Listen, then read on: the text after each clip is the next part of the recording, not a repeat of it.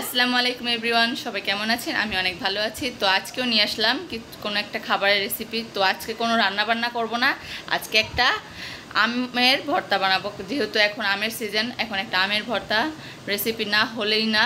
এই জন্য ভেবেছি যে এখন কাঁচা আম কাটা থেকে A to Z ভর্তা পর্যন্ত পুরো আপনাদের সাথে শেয়ার করব। এবং অবশ্যই আপনারা ভিডিও দেখে ভালো লাগলে অবশ্যই একটা লাইক কমেন্ট শেয়ার করতে ভুলবেন না, এবং আমার চ্যানেলটা অবশ্যই সাবস্ক্রাইব করবেন যারা এখন সাবস্ক্রাইব করেননি। তো চলুন আমাদের আমের ভর্তা করার প্রসেসে চলে যাই। আমগুলো ভালোভাবে আগে আমি ধুয়ে নিব, দেন পিলারের সাহায্যে ভালো করে সবগুলো আম পিল করে নিলাম। এভাবে আমি পিলারের সাহায্যে সবগুলো আম পিল করে দেন ভর্তা করব। সবগুলো পিল করে আপনাদের দেখাচ্ছি। আমার সব কয়টা আম পিল করা শেষ। এখন আমি ভর্তা করার জন্য একে একে সব ইনগ্রেডিয়েন্টস দিয়ে দিচ্ছি। দিয়ে দিচ্ছি কাঁচামরিচ, দিয়ে দিচ্ছি শুকনো মরিচ, দিয়ে দিচ্ছি সর্ষে, মানে যেটাকে আপনারা কাসুন্দি বলেন সেটাই সর্ষে। দিয়ে নিচ্ছি সাদা লবণ, দিয়ে দিচ্ছি পিঙ্ক সল্ট বিট লবণ, এবং সর্বশেষ দিয়ে দিচ্ছি, যেহেতু এটা অনেক টক সেজন্য এটা হচ্ছে গুড় দিয়ে দিচ্ছি।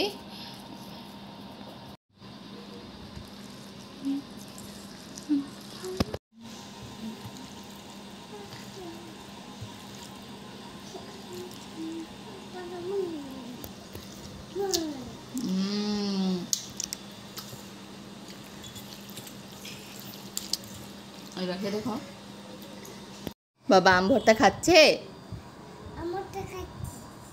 আমাকে একটু দাও খাই। Thank you. হ্যাঁ অনেক ইয়ামি। তোমার কি আম ভর্তাটা ভালো লেগেছে? তুমি তো এমনি আম টক জাতীয় খাবারের লাভার, তো তোমার তো ভালোই লাগবে। মনে হচ্ছে তোমার জন্যই ভর্তা করেছিলাম। অলমোস্ট অর্ধেক খেয়ে ফেলেছো? এত ভালো লেগেছে? তোমার ভাইয়াও খাচ্ছে, শুধু আমি কেন খাচ্ছি না? আমিও খাই না। কি করছো? আম ভর্তা করতেছো তুমি? তাহলে আম্মু যেটা করেছি সেটা হয়নি বলো।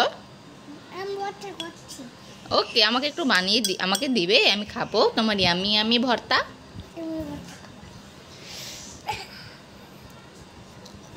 Thank you.